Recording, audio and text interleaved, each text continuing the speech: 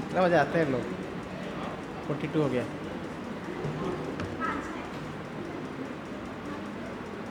जय राधा माधवा कुंज बिहारी, जय राधा माधवा कुंज बिहारी, जय गोपी जनवल्लभा गिरिवरधारी, जय गोपी जनवल्लभा धारी, यशोदनन्दना व्रज जनरञ्जना, यशोदनन्दना व्रज जनरञ्जना, यमुनातीरवनचारी, जय कुञ्ज बिहारी,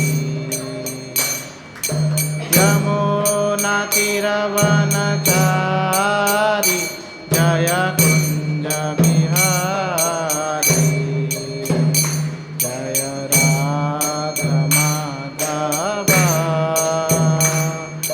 कुंज बिहारी, माधवा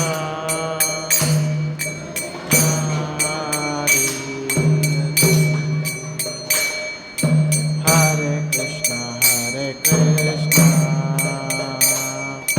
कृष्णा कृष्णा हरे हरे, हरे रामा हरे रामा, राम राम हरे हरे, हरे कृष्णा कृष्णा कृष्णा हरे हरे, हरे रामा हरे Rama,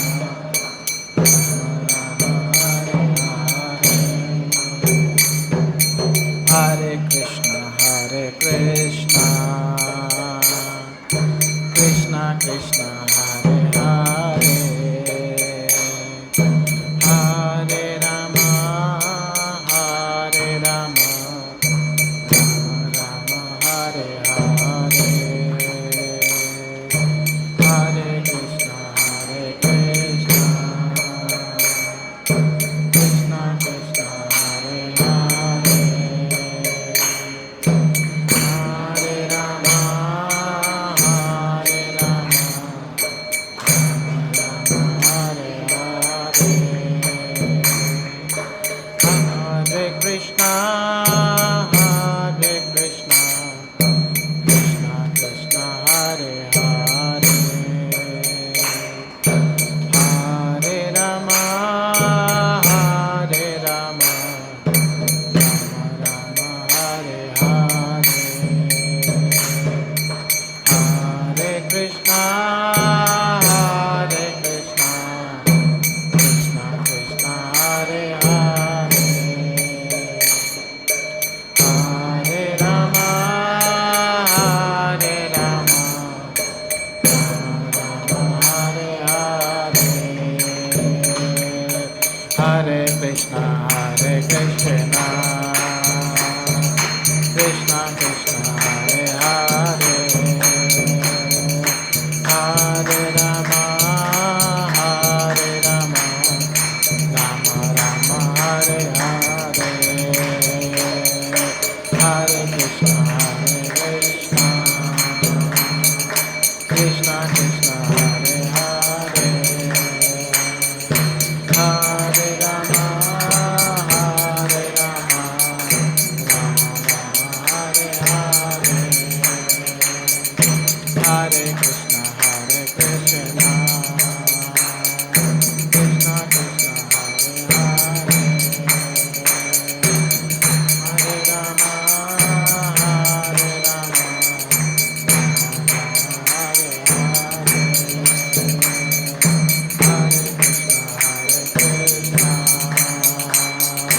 Krishna Krishna Hare Hare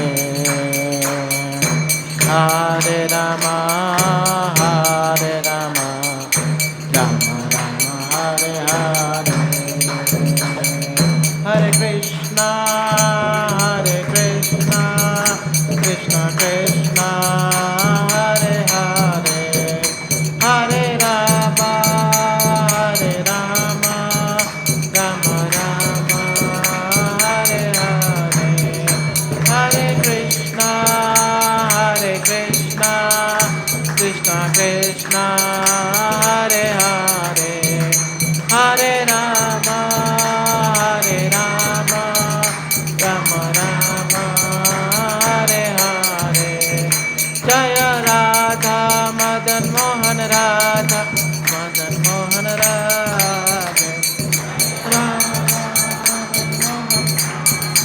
Madan Mohan Radha Jaya Gauranitai Gauranitai Gauranitai Jaya Gauranitai Jaya Gauranitai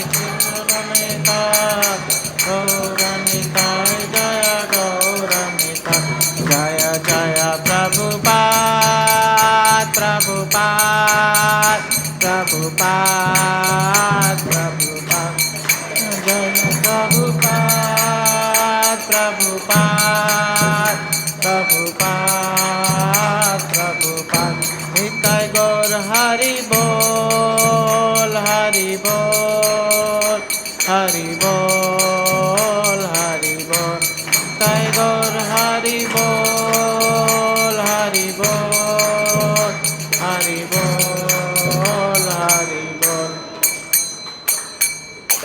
Nitai Gaur Premanande Hari Hari Bol हरे कृष्णा। तो हम लोग आज कल लास्ट टाइम जो डिस्कस किए थे उसके बारे में थोड़ा सा डिस्कशन करेंगे, उसके बाद नया क्लास स्टार्ट करेंगे। तो मैंने 5 क्वेश्चन दिए थे, आप लोगों को शायद मिला होगा। मैं अब पूछना चाहता हूँ कि कितना इनको याद है, थोड़ा देखना पड़ेगा।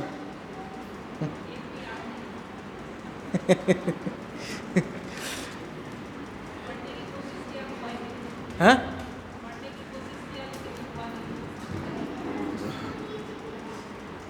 थोड़ा रिपीट करेंगे क्योंकि ये थोड़ा इम्पोर्टेंट टॉपिक था, तो इसलिए मैं रिपीट करना चाहता हूँ।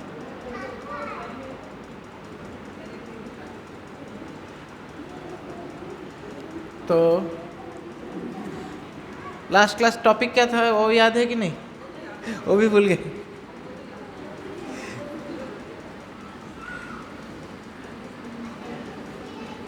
वो ये वरुण प्रभु ये लोग सब कहाँ हैं?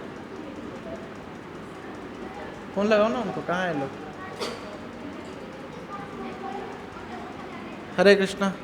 लास्ट टाइम का टॉपिक क्या था वो भी थोड़ा पूछ रहा हूँ, कौन बता सकता है लास्ट टाइम का टॉपिक क्या था? गॉड एंड गॉड्स, भगवान और देवता। ओके,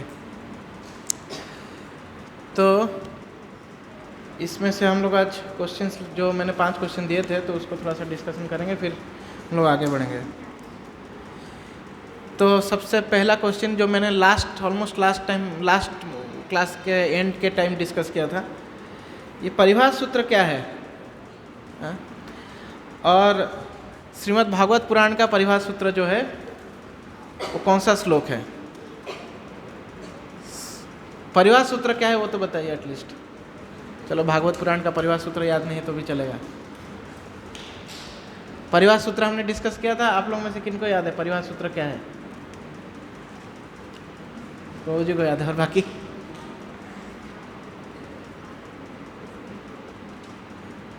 क्योंकि परिभाष सूत्र ये सब जो शब्द हैं वो हम लोग गौड़ीय वैष्णव के लिए मुझे लगता है एक्सक्लूसिव है।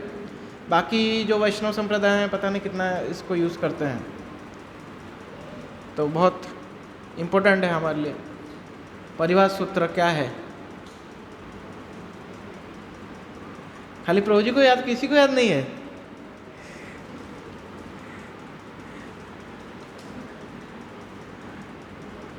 याद है थोड़ा बहुत? मैं थोड़ा चाह रहा हूँ कि ज़्यादा और लोग आएंगे तो फिर हम थोड़ा क्लास को आगे बढ़ाएंगे, तो इसलिए थोड़ा ये डिस्कस कर लेते हैं एटलीस्ट पीछे का। बहुत सारे लोग लास्ट क्लास नहीं आए थे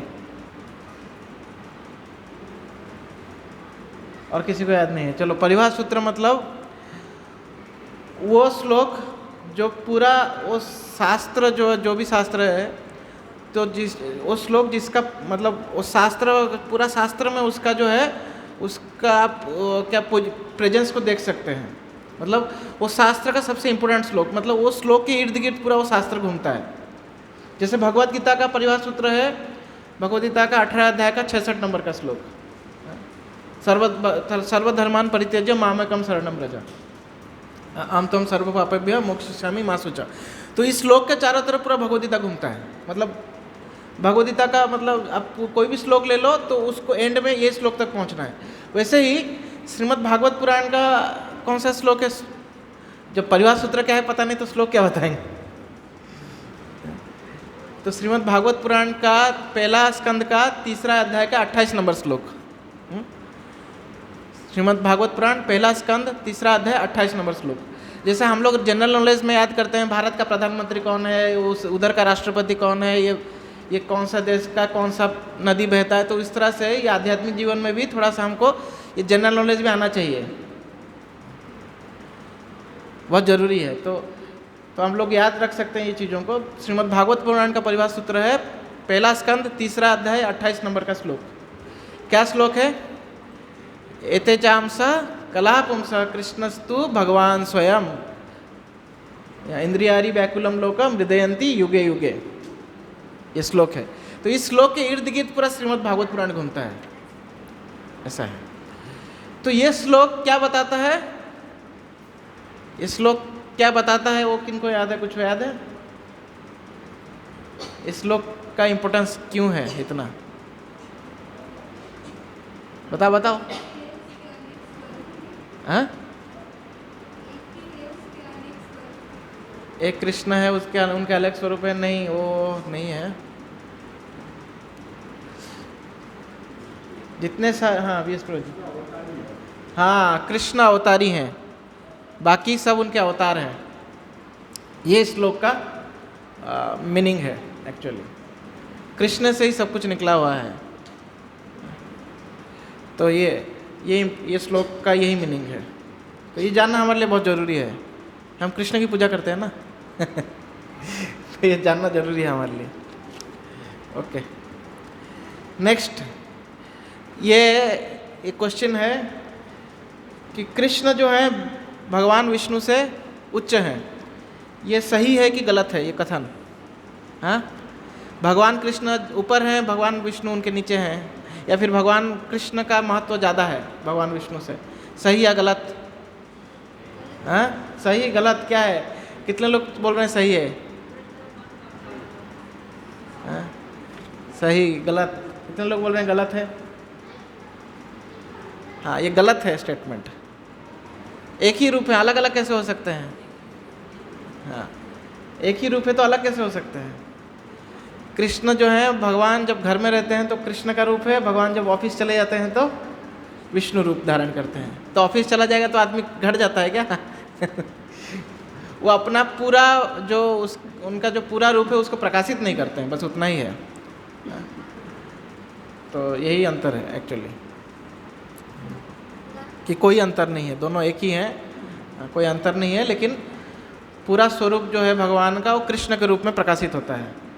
ये हमने डिस्कस किया था। नेक्स्ट क्वेश्चन, भगवान सबसे इम्पोर्टेंट क्वेश्चन, भगवान विष्णु और भगवान कृष्ण भगवान शिव और भगवान कृष्ण में क्या अंतर है?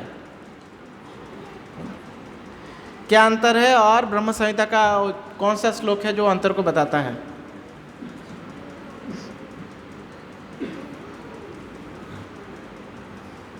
क्या अंतर है?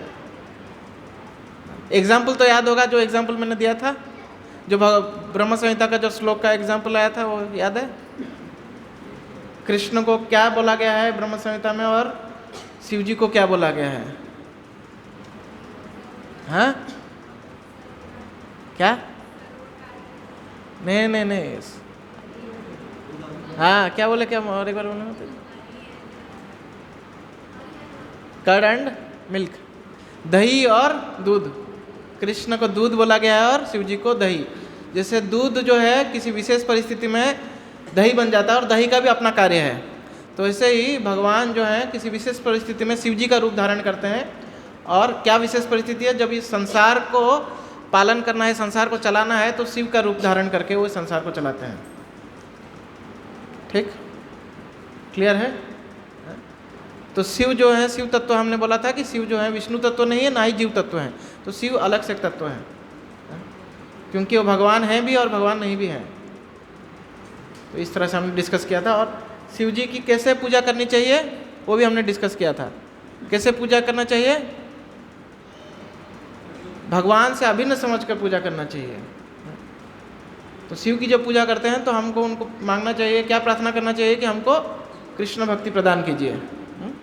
तो ये सोच के साथ हमको शिव, भगवान शिव का उपासना करना चाहिए। अगर हम उपासना करते हैं भगवान शिव का तो इस सोच के साथ उपासना करना चाहिए, क्योंकि भगवान शिव भी स्वयं संकर्षण के चिंतन करते हैं। तो इसलिए हम इंडिपेंडेंटली भगवान शिव की आराधना करना नहीं चाहिए, तो शिव भी उससे प्रसन्न नहीं होंगे, उनको भी उससे गुस्सा आएगा। तो इस तरह से चौथा क्वेश्चन हमने क्या डिस्कस किया था? हाँ, पहला क्वेश्चन और दूसरा क्वेश्चन और चौथा क्वेश्चन में थोड़ा देखें, थोड़ा 4 गुण क्या हैं जो भगवान कृष्ण को विष्णु से, तत्व की दृष्टि से तो दोनों सेम है, लेकिन रस की दृष्टि से दोनों का थोड़ा सा भेद है, थोड़ा चेंजेस है। चेंजेस तो नहीं है, कृष्ण 4 क्वालिटीज एक्स्ट्रा दिखाते हैं जो विष्णु रूप में नहीं पाया जाता। तो 4 गुण क्या है वो, जो केवल और केवल ब्रजेंद्र नंदन कृष्ण के रूप में भगवान के स्वरूप में पाया जाता है। मतलब भगवान दिखाते हैं उस रूप को, या फिर वो गुणों को प्रकाशित करते हैं। 4 गुणों, क्या 4 गुण हैं? अरे कुछ बताइए, कुछ तो बताइए आप लोग। हाँ, नवप्रभु बताइए। एक बताएंगे आप, एक गुण बताइए। चलो नवप्रभु, पहले वो प्रभु जी को बताने दीजिए, नवप्रभु को बताने दीजिए, बताइए। हाँ, वेणु माधुरी, भगवान बांसुरी बजाते हैं, कृष्ण स्वरूप में ही बांसुरी बजाते हैं, और कोई स्वरूप में भगवान जो है बांसुरी नहीं बजाते। कृष्ण मतलब वो भी ब्रजेंद्र नंदन कृष्ण स्वरूप में, यहाँ तक कि जब वो वासुदेव कृष्ण रूप में भगवान प्रकट होते हैं या भगवान दर्शन देते हैं तो भी बांसुरी नहीं बजाते वो, या फिर द्वारका कृष्ण के रूप में भी बांसुरी नहीं बजाते। केवल ब्रजेंद्र नंदन कृष्ण के रूप में ही भगवान जो है वो बांसुरी बजाते हैं। और दूसरा माता जी तरफ से, आगे के 3 माता जी नहीं, पीछे वाले माता जी पीछे वाले माता जी बताएंगे। चलिए, किनको याद है? जय हो। किनको याद है? अच्छा ठीक है, माता जी से क्वेश्चन प्रभु जी की तरफ पास हो जाता है। चलिए प्रभु जी, दूसरा लीला माधुरी, भगवान जो कृष्ण रूप में जो लीला है उसकी मधुरता और किसी रूप में नहीं मिलता, क्योंकि कृष्ण के रूप में भगवान जो ये 5 रस हमने डिस्कस किया था, 5 रस डिस्कस किया था, वो पूर्ण तरह से वो 5 रस में जो है 5 रसों का आस्वादन करते हैं, और किसी स्वरूप में भगवान जो है वो 5 रसों का आस्वादन नहीं करते लीला करते समय। वो 5 रस क्या है याद है? 5 रस क्या है याद है? 5 रस किनको याद है? 5 रस क्या है? माता जी बताएंगे, पीछे माता जी बताइए। हाँ हाँ, नीचे से ऊपर याद नहीं है। हाँ ठीक है, साख्य रस, शांति रस माता जी बता रहे हैं। किनको नीचे से ऊपर रसों का याद है? और कोई याद है? और किसी को याद है? प्रभु जी को याद है और किसी को याद नहीं है? कैसे याद नहीं है आप लोगों को? डिफिकल्ट था क्या क्वेश्चन?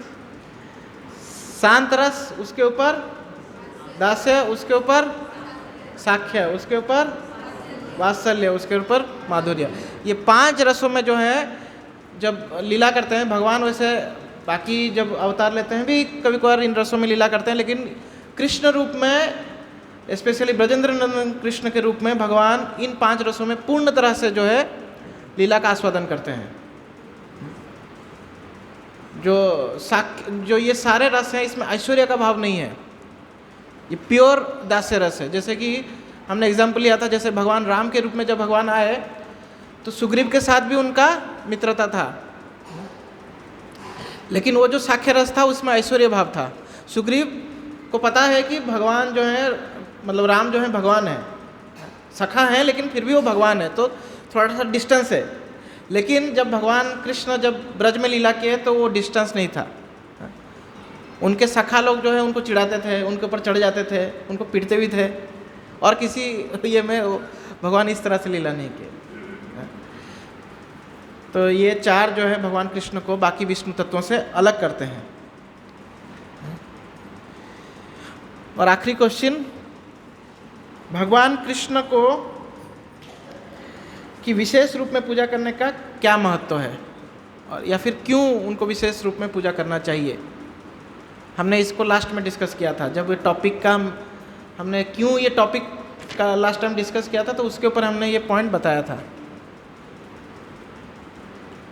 क्यों करना चाहिए। भगवान की जो भक्ति है वो एक्सक्लूसिव क्यों होना चाहिए, केवल हम कृष्ण की पूजा क्यों करना चाहिए, उसका क्या इंपॉर्टेंस है, हमने डिस्कस किया था। श्लोक याद नहीं है, चलो क्या कुछ तो याद होगा, कुछ याद है?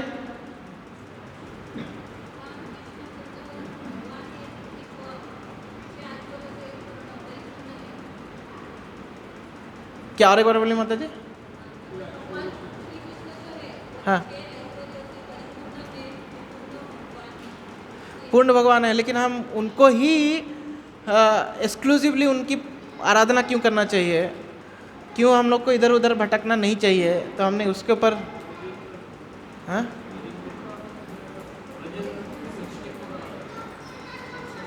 64 कला नहीं, और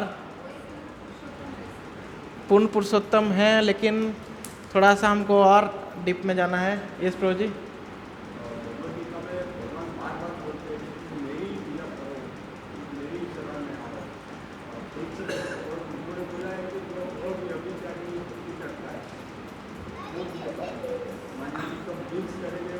हाँ, प्रभु जी ने सही बोला, हम अव्यभिचारी रूप से भक्ति करेंगे तो भगवान जो है भगवान को पसंद नहीं है। और दूसरा चीज़ है, हमने डिस्कस किया था कि हमको लोल्यम, वो भगवान के प्रति जो प्रेम है वो उत्पन्न नहीं हो पाएगा, इसलिए एक्सक्लूसिव। जैसे पत्नी पति को ही अपना स्वामी मानती है, ऐसा नहीं कि 10-15 लोगों को स्वामी मान रही है तो बेविचारी बन जाएगी वो, है ना। तो केवल कृष्ण ही हमारे स्वामी है, ये सोच के हमको भक्ति करना चाहिए, ताकि वो लोल्यम डेवलप हो। लोल्यम यानी कि वो ग्रीड, भगवान कृष्ण के प्रति लोभ, कि ये नहीं होगा तो हमको क्या होगा, कृष्ण भक्ति रस नहीं मिलेगा। तो इसलिए ये इम्पोर्टेंट है। यहाँ तक हमने डिस्कस किया था। होपफुली आपको याद हो गया, है? ठीक है। तो आज का जो टॉपिक है वो है कि भगवान के अर्चो विग्रहों की पूजा। भगवान के अर्चो विग्रहों की पूजा, भगवान डेटी वर्शिप इंग्लिश में बोलते हैं, या फिर मूर्ति पूजा हम लोग बोल सकते हैं, लेकिन मूर्ति पूजा तो एक तरह से गलत है, बट स्टिल ठीक है, मूर्ति पूजा भी हम बोल सकते हैं उसको। तो क्यों भगवान के अर्चो विग्रहों की पूजा करनी चाहिए, उसका क्या इम्पोर्टेंस है, इसके बारे में हम चर्चा करेंगे। बहुत सारे लोग पूजा करते हैं, बहुत सारे हमारे जो अब्राहमिक रिलीजियंस हैं वो लोग मानते ही नहीं है, काफिर मानते हैं अगर कोई विग्रहों की पूजा करता है तो, क्योंकि उनको लगता है कि अरे जो भगवान अनंत है उनको ये लोग सीमित कर रहे हैं, तो भगवान के प्रति अपराध कर रहे हैं। ये वास्तव में मूर्खता है। तो इसके ऊपर हम चर्चा करेंगे। इवन हमारे जो सनातन धर्म में भी भगवान को बहुत सारे रूप में बोला है। ना तस्य प्रतिमा नास्ति, उनका कोई प्रतिमा नहीं है बोला गया है ना, उनका कोई रूप नहीं है बोला गया है। तो उसके ऊपर हम आज थोड़ा चर्चा करेंगे। तो ब्रह्म संहिता में क्या बोला गया है, भगवान को क्या बोला गया है, ईश्वर परम कृष्ण सच्चिदानंद विग्रह अनादिर आदिर गोविंद सर्व कारण कारणम। तो भगवान का रूप कैसा है, भगवान का कैसा रूप है, भगवान क्या है, सच्चिदानंद विग्रह है, सच्चिद आनंद स्वरूप है भगवान का। तो ये भगवान का स्वरूप है। तो और जीवात्मा का क्या स्वरूप है? जीवात्मा का क्या स्वरूप है? भगवान तो सच्चिदानंद है, लेकिन जीवात्मा क्या स्वरूप है?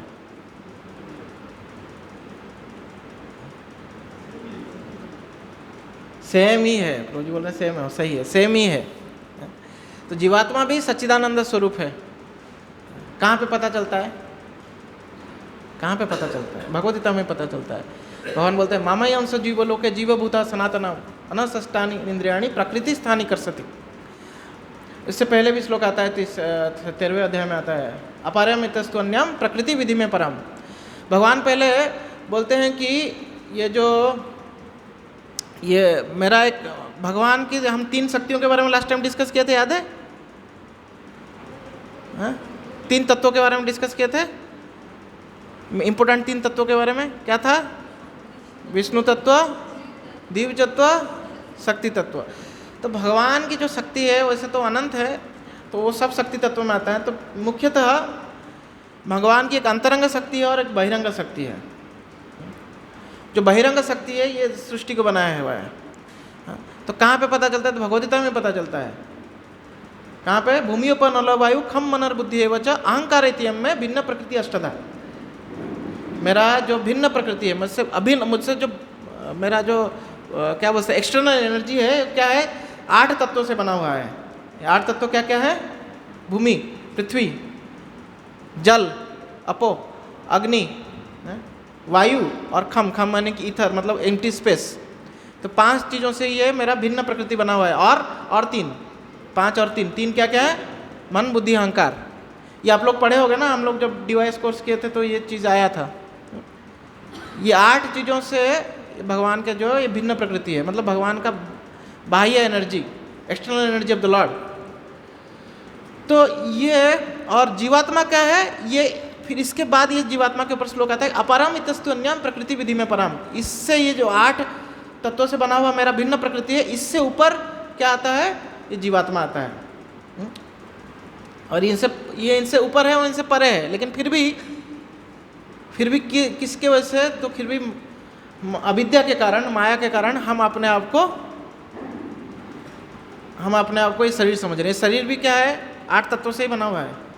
5 तत्व तो हमको दिखता है, बाकी मन, बुद्धि, अहंकार जो है वो सटल है। 5 स्थूल है और 3 सूक्ष्म है। और इन सबसे हमारा जो आत्मा है ये 8 चीज़ों से घिरा हुआ है। जब एक जीवात्मा जब शरीर छोड़ता है तो क्या होता है? वो पंच महाभूत वाला ये चीज़ को छोड़ता है, लेकिन जो मन, बुद्धि, अहंकार है उसको साथ में लेकर चलता है। इसलिए वो इस भौतिक जगत से परे नहीं जा पाता, फिर दूसरे शरीर में जाता है। मन, बुद्धि, अहंकार जो है वो साथ में चलते हैं उसके, और वो उसको दूसरा शरीर प्रदान करते हैं। तो इस तरह से है। तो अविद्या के कारण जीवात्मा जो है वो सच्चिदानंद स्वरूप है, लेकिन वो खुद को शरीर समझ रहा है और उसको अलग अलग शरीर मिल रहा है। जैसे कि जब बादल सूर्य के किरणों को ढक देता है तो हमको सूर्य नहीं दिखता है ना? बादल ढक जाता है। कभी बारिश का टाइम देखिए, दोपहर का समय पूरा अंधेरा हो जाता है। तो क्यों? तो भगवान हमको सूरज जो है दिखता नहीं है, क्यों? बादलों से ढक गया है। तो ये अविद्या भी उसी तरह से है। भगवान की जो माया शक्ति है उसी तरह से है। जो हमको भगवान जैसे सूर्य के समान है, तो ये अविद्या जो है वो बादल के समान है। और हम जो है जैसे बादल के सामने आने पर सूर्य को नहीं देख पाते, वैसे ही हम अविद्या के कारण भगवान को दर्शन नहीं कर पाते। तो भगवान जो है वो अपनी कृपावश वो एक ऐसा स्वरूप धारण करते हैं जिससे हम उनको दर्शन कर पाए। हम भी सच्चिदानंद है, भगवान भी सच्चिदानंद है, लेकिन अविद्या के कारण हम क्या हो गया? ढक गए हैं। तो हम सच्चिदानंद है। और एक जगह में भी बोला गया है। कहाँ पे बोला गया है? तो छंदोग्य उपनिषद में बोला गया है, एको बहुनाम यो विदिधति कामान, चेतस चेतना नाम एक बहुनाम यो विदिधति कामान। तो भगवान चेतन है, हम भी चेतन है, लेकिन भगवान एक है और हम अनेक हैं। और भगवान क्या है? भगवान क्या बोल सकते हैं? परम ब्रह्म है और हम ब्रह्म हैं। इस तरह से भगवान परम ब्रह्म है, हम ब्रह्म है। और हम जो है ब्रह्म होने के बाद भी, क्योंकि अविद्या हमारे अंदर ढका हुआ है, तो हमको ये शरीर मिला हुआ है। तो इसलिए भगवान जो है हमारे ऊपर कृपा करने के लिए क्या आते हैं? ये अर्च विग्रहों के स्वरूप में आते हैं। तो जब शास्त्र में बोला गया है ना तस्य प्रतिमा नास्ति, और जो भी श्लोक शास्त्र में बोला गया है वो श्लोक इसलिए बोला गया है क्योंकि भगवान का कोई भौतिक शरीर नहीं है, इसलिए बोला गया है। भगवान जो है आध्यात्मिक है, उनका कोई भौतिक शरीर नहीं है, इसलिए उनके रूप को, उनको जब क्या बोलते हैं, उनको जब कोई फॉर्म नहीं बोला गया, कोई रूप नहीं बोला गया, तो उसका मतलब यही है। लेकिन हम में भी, सनातन धर्म में भी एक गुट ऐसा आता है तो वो सिर्फ यही श्लोकों को लेता है जिसमें बताया गया है कि भगवान का कोई रूप नहीं है, और यही श्लोक को लेके वो बताता है कि नहीं नहीं नहीं, भगवान का कोई रूप नहीं है, भगवान जो है निराकार है। तो ये वास्तव में ये बहुत बड़ा मूर्खता है, मतलब मूर्खता का क्या बोल सकते हैं, चरम सीमा है ये। निराकार अभी भगवान जो है वो पूर्ण है, तो भगवान आकार निराकार दोनों हो सकते हैं, और आकार लेते हुए भी भगवान निराकार हो सकते हैं। यही उनके पूर्णता का परिचय है वास्तव में। तो भगवान आकार होते हुए भी निराकार का परिचय कहाँ पे दिए हैं? कोई एक ऐसा कथा बताइए, किसको याद है एक कथा जिसमें भगवान आकार लिए हुए हैं लेकिन फिर भी निराकार का परिचय दे रहे हैं? बहुत सुंदर मधुर कथा है, किनको याद है ऐसा कथा? हम हर साल उनको याद करके कार्तिक के महीने में उनकी पूजा करते हैं। कौन सा रूप है भगवान का? जोर से बोलिए, किनको याद है? एक, हाँ, दामोदर लीला में जब माता यशोदा जब दामोदर को बांधने जाती है तो बांध पाती है क्या? नहीं बांध पाती। अभी भगवान का रूप तो ही छोटे बच्चे जैसा ही है, छोटे बच्चे का ही रूप है, लेकिन फिर भी माता बांध रही है तो 2 उंगली छोटा पड़ रहा है। और ऐसा बोला जाता है कि माता जब ये लीला हुआ था, भगवान को बांधने का तैयारी कर रही थी माता, तो सुबह का समय था और पूरा ब्रज का सारा रस्सी लेके आ गई माता, सारा रस्सी ब्रज का आ गया, फिर भी 2 उंगली छोटा पड़ रहा था, और भगवान को बांधते बांधते शाम हो गया। और जब तक भगवान वास्तव में कृपा के कारण माता से बंध गए, जब तक कृपा नहीं हो रहा था तब तक बांध ही नहीं पा रहे थे माता, पेड़ तो उतना ही दिख रहा था। है? तो भगवान रूप धारण करके भी अनंत है, इसलिए बहुत सारा श्लोक भी बोला गया। आप अगर ईशोपनिषद देखेंगे तो ईशोपनिषद में बहुत सारा श्लोक आता है। मुझे थोड़ा सा एक श्लोक आता है, तत् एजति तन्नैजति तद दूर तत्वांतिके। मतलब क्या है कि भगवान चल रहे हैं और भगवान चल नहीं रहे हैं, भगवान दूर है लेकिन भगवान पास में है। ये कैसे? तो भगवान दूर है लेकिन पास में है कैसे? क्योंकि देखो भगवान सर्व जगह पे है, तो भगवान दूर में भी है, भगवान पास में भी है। तो भगवान चल रहे हैं लेकिन भगवान चलने के बाद भी उसी जगह पे है। क्यों? क्योंकि भगवान सर्वत्र हैं। तो ये भगवान की महानता है। तो इसलिए कभी हम ये श्लोक देखते हैं, इस तरह से कोई बोलता है तो ये हमको समझना चाहिए मूर्ख है। प्रभुपाद बोलते हैं कि कभी ऐसा हुआ है कि आपका रूप है, आपके पिताजी का रूप है, और आपके दादाजी का कोई रूप नहीं है। दादाजी किधर से आए? दादाजी लाइट से आए। ऐसा कभी होता है? तो बोले जब आपका रूप है तो आपका पिताजी का होना सुनिश्चित है। और कोई सोचता है कि नहीं नहीं मेरा रूप है, मेरा पिताजी का कोई रूप नहीं है, तो वास्तव में मूर्खता है। तो उस तरह से हमको समझना चाहिए। और जो भी इस तरह से बोलता है कि देखो वेदों में यही लिखा गया है, तो वास्तव में उनके लिए कहा गया है, एक अर्ध कुकुट न्याय कहा गया है। ये सब चीज़ें थोड़ा याद रखना चाहिए आप लोगों को। आप लोग प्रचार नहीं करते इसलिए आप लोगों को ऐसा प्रश्न नहीं आता है। तो अर्ध कुकुट न्याय का अर्थ क्या है कि एक बार क्या हुआ ना, एक घर में एक मुर्गा था, मुर्गी थी। तो मुर्गी जो है सोने के अंडा देती थी। क्या देती थी? सोने के अंडा। तो घर की जो मालकिन थी वो सोचती थी कि अरे ये मुर्गी को इसका पीछे से सोने का अंडा निकालते हैं और आगे से हम लोग इसको इतना खिलाते हैं, तो मेनली हमको ज़रूरत क्या है? पीछे का पार्ट ज़रूरत है, क्योंकि पीछे से अंडा निकल रहा है ना, आगे का पार्ट ज़रूरत नहीं है, क्योंकि आगे का पार्ट रहने से हमको इसको खिलाना पड़ रहा है। तो इस मुर्गी को आधा काट देना चाहिए, हमको तो पीछे का पार्ट ज़रूरत है। तो क्या करती है? मुर्गी को आधे काट देती है। तो क्या हो जाता है? मुर्गी की मृत्यु हो जाती है। तो फिर अंडा मिलता है क्या? नहीं मिलता। तो ऐसे ही ये कभी कभार लोग क्या है, शास्त्र से वही चीज़ लेते हैं जिससे उनको फायदा है। तो इस तरह से जो भगवान को निराकार मानते हैं उसी सब श्लोकों को लेते हैं जिसमें भगवान को थोड़ा निराकार बोला गया है। वास्तव में भगवान निराकार और आकार दोनों एक ही समय में भगवान निराकार और आकार के रूप में है। अगर बोलेंगे भगवान का कोई आकार नहीं है तो भगवान को आप लिमिट डाल रहे हैं कि, क्योंकि आप अपने सोच से भगवान को देखने का प्रयास कर रहे हैं वास्तव में, भगवान पे लिमिट डाल रहे हैं। अरे उनका कैसे माता पिता हो सकता है क्यों नहीं हो सकता है, वो भगवान है, कुछ भी कर सकते हैं। एक मैं ग्रंथ वितरण कर रहा था तो एक मुसलमान मिला, तो बोल रहा था आप लोग भगवान को मानते हो? हाँ मानते हैं। तो बोले कि आप लोगों के भगवान तो जन्म लेते हैं, तो जन्म कैसे ले सकते हैं, उनके माता पिता कैसे हो सकता है? मैं बोला भगवान है, वो भगवान कुछ भी कर सकते हैं। अगर भगवान कुछ नहीं कर, एक चीज़ ऐसा हो जो भगवान नहीं कर सकते तो भगवान कैसे हो? तो ये चीज़ हमको समझना चाहिए। तो इसलिए भगवान जो है हमको कृपा बरसाने के लिए अर्च विग्रह के रूप में आते हैं, क्योंकि विग्रह जो है भगवान का ये एक जो प्रकृति जो ये जो धातु मतलब सॉरी जो प्रकृति है स्पेशली भूमि, इससे ही जो चीज़ें निकलती हैं उससे वो बना होता है अर्च विग्रह जो है। तो अर्च विग्रह किससे किससे बन सकता है, तो उसके ऊपर भी एक श्लोक है वास्तव में श्रीमद् भागवत पुराण का, उस श्लोक मुझे याद नहीं आ रहा है। तो उसमें वो 8 चीज़ें बताया गया है जिससे विग्रहों भगवान की विग्रह बन सकती है। तो उसमें एक चीज़ है मन से ही भगवान का विग्रह की आप पूजा कर सकते हैं, मन में भगवान का विग्रह को सोच के भी आप पूजा कर सकते हैं। बाकी जैसे कि धातु बोला गया है, कोई भी धातु से बना सकते हैं भगवान के विग्रह को, कोई भी पत्थर से बना सकते हैं।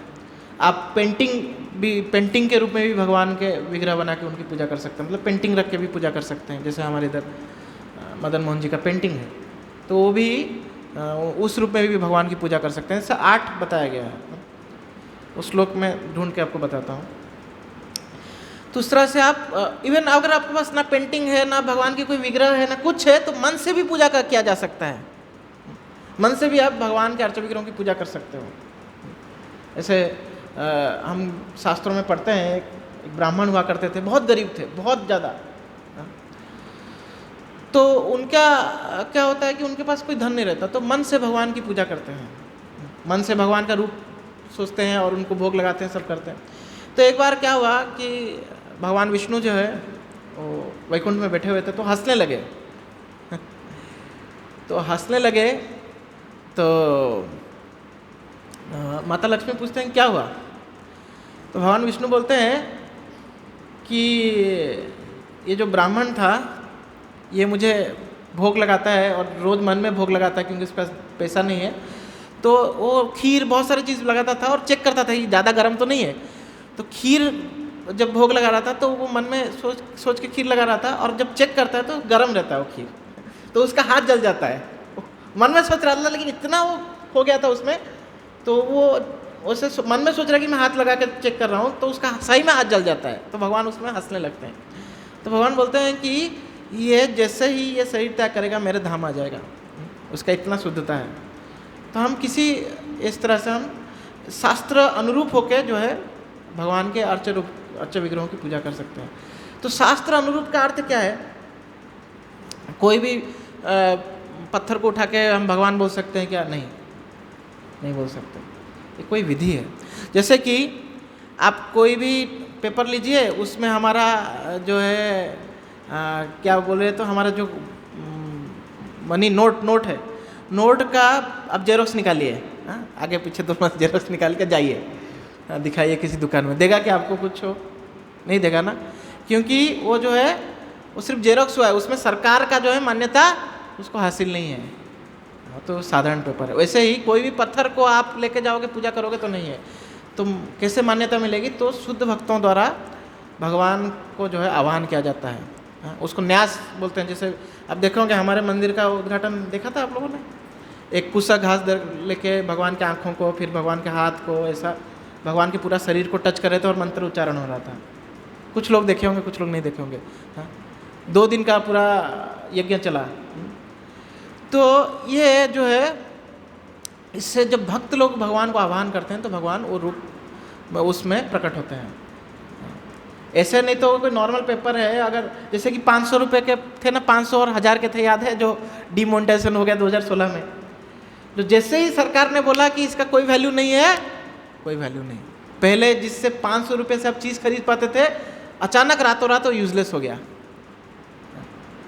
तो ऐसे ही जब तक ऐसे ही कोई मार्बल का मूर्ति है वो भगवान नहीं है, लेकिन जैसे ही कोई शुद्ध भक्त बुलाता है वैसे ही उसका वो स्वयं भगवान बन जाते हैं। उसमें कोई, उनमें और भगवान में कोई अंतर नहीं है। कुछ लोग बोलते हैं प्रभु जी ये क्या, कुछ लोग बोलते हैं मंदिर जाने की जरूरत क्या है, भगवान तो हर जगह पे है। तो भगवान हर जगह पे है तो मंदिर में भी है ना, जब हर जगह पे है तो मंदिर में नहीं है क्या है? और ऐसे कोई ऐसे भी बोला जाएगा, अभी पानी तो पूरा हवा में पानी है कि नहीं है ना, वाटर वेपर के रूप में है ना बोलते हैं। हम कपड़ा सुखाते हैं तो सूख जाता है, तो पानी यह मिल जाता है ना, हमारे एटमॉस्फेयर में मिल जाता है। तो आप बोले पानी हर जगह है, ये एक्वागार्ड के पास जाने की, टैप के पास जाने की क्या जरूरत है, पी जाओ मुंह खोल के। पी सकते हैं क्या? नहीं पी सकते। ऐसे ही भगवान हर जगह पे है, लेकिन हम अर्च विग्रह के रूप में उनकी सेवा कर सकते हैं, उनको भोग लगा सकते हैं, उनसे बातें कर सकते हैं, उनको कपड़ा पहना सकते हैं। ये तो हम हवा में तो नहीं कर सकते भाई। तो इसलिए भगवान ये रूप में प्रकट हुए हैं ताकि हम उनकी सेवा कर पाएँ। जैसे कि एक माँ जब किसी बच्चे का सेवा करती है तो ऑटोमेटिकली अपने बच्चे का सेवा करती है तो ऑटोमेटिकली उसे अटैचमेंट हो जाता है ना। तो वैसे ही भगवान के जब अर्च विग्रहों की हम सेवा करेंगे तो ऑटोमेटिकली उनसे अटैचमेंट हो जाएगा। इसलिए प्रभुपाद बहुत सारे जगहों में बोलते हैं, लगभग मैंने 3-4 जगहों में देखा है प्रभुपाद बोलते हुए कि जो नियोफाइट डिवोटीज स्पेशली प्रभुपाद बोलते हैं कि जो एकदम नए भक्त हैं तो उनको भगवान के विग्रहों की पूजा करना चाहिए। स्पेशली हम लोग जो है मूर्ति नहीं है तो भगवान के मूर्ति स्वरूप नहीं है तो भी हम फोटो रख के फोटो के पूजा करना चाहिए। फोटो जो बड़ा हमारा घर में जगह है तो बड़ा फोटो रख सकते हैं, बड़ा जगह नहीं है तो छोटा जगह है तो छोटा फोटो रख सकते हैं। छोटा फोटो रख के उसको भोग लगाना, वो सब जो है प्रैक्टिकल जो है नेक्स्ट क्लास में, नेक्स्ट जो सैटरडे आएगा तो हम लोग प्रैक्टिकल करेंगे कैसे जो है पूजा करना चाहिए, कैसे उठाना चाहिए, कैसे पोछा लगाना चाहिए भगवान को, कैसे भोग लगाना चाहिए। हम लोग नेक्स्ट क्लास में ये 3 चीज़ें डिस्कस करेंगे। कैसे आरती उतारना है भगवान की, कैसे भी करके नहीं होता है, उसको प्रॉपर प्रोसीजर है। तो क्या मैं बोल रहा था, हाँ, तो प्रभुपाद जी एक जगह पे बोलते हैं 7वें स्कंद में बोलते हैं कि जब प्रहलाद महाराज हिरण्यकशिपु की नवविधा भक्ति का वर्णन करते हैं तो वहाँ पे अर्चनम भी आता है। अर्चना मतलब भगवान के अर्च विग्रहों की पूजा करना। तो वहाँ पे प्रभुपाद जी बोलते हैं अगर कोई भक्त जो है, गृहस्थ जो है, अगर वो भगवान के अर्च विग्रहों की पूजा नहीं कर रहा है तो उसका पतन निश्चित है, ऐसा प्रभुपाद जी बोल रहे हैं। तो हमको थोड़ा सा सीरियसली ये विग्रहों की पूजा थोड़ा सा हमको देखना चाहिए, करना चाहिए। विग्रह मतलब जो भी फोटो, एटलीस्ट फोटो तो घर में रख ही सकते हैं हम। फोटो रख के सुबह शाम, एटलीस्ट सुबह नहीं तो सुबह शाम भी नहीं हो पाए, सुबह हमको करना चाहिए। प्रभुपाद वही श्री भगवद गीता में भी बोलते हैं कि अगर कोई 4 चीज़ें करता है ना, अगर घर में करता है तो उसका घर जो है वैकुंठ में बदल जाता है। तो 4 चीज़ें क्या क्या है? भगवान का नाम का कीर्तन, भगवान के अर्च विग्रहों की पूजा, भगवान के अर्च विग्रहों को भोग लगाना और घर में गीता या भागवत का पढ़ना। इतना अगर आप करते हैं ना तो घर वैकुंठ बन जाएगा। ये एक शुद्ध भक्त का कथन है। आप देखिए प्रभुपाद जी 40 रुपये लेके इतना बड़ा आंदोलन कैसे कर पाए भगवान। और देखिए कहीं पे भी गए तो प्रभुपाद ने मंदिरें बनाए और उन्होंने भगवान के अर्च विग्रहों की सेवा शुरू करा दी। जब प्रभुपाद एक बार क्या होता है कि प्रभुपाद सिडनी में थे, तो सिडनी में तब प्रभुपाद ने पंचतत्वों का जो है उनका विग्रहों को बिठाया था। तो उतना, और भक्त लोग सब नए थे, कुछ नहीं मालूम था उन लोगों को।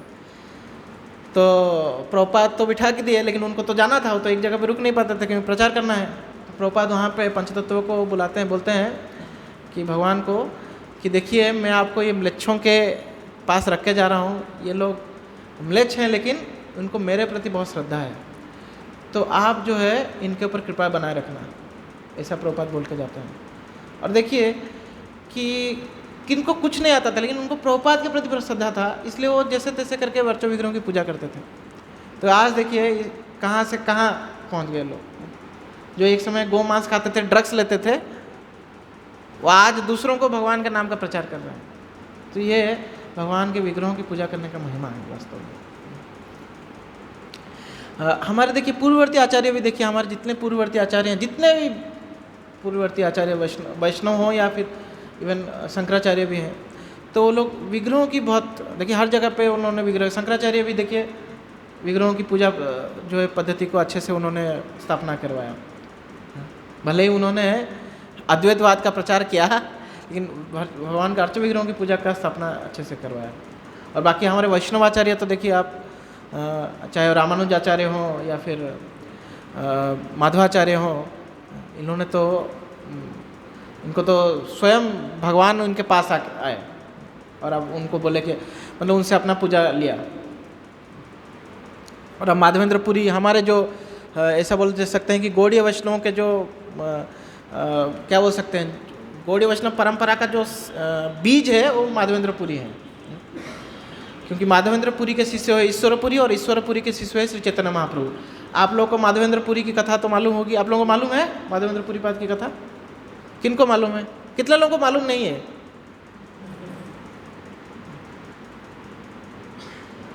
तो माधवेंद्र श्रीपाद माधवेंद्रपुरी जो हैं वो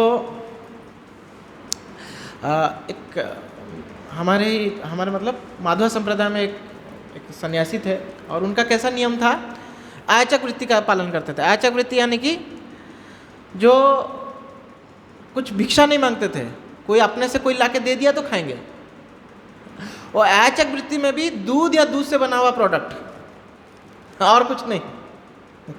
आजकल तो लोग वीगन बन रहे हैं, दूध ही नहीं खा, दूध प्रोडक्ट्स नहीं खाना है। वास्तव में एक वीगनिज्म जो है, मेरे को तो लगता है कि वास्तव में ये वेस्टर्न प्रोपागेंडा है वास्तव में। ठीक है, जो भी है। तो माधवेंद्रपुरी पाद मिल्क एंड मीट प्रोडक्ट्स ही खाते थे। तो क्या होता है कि ऐसे भ्रमण करते थे इधर से उधर।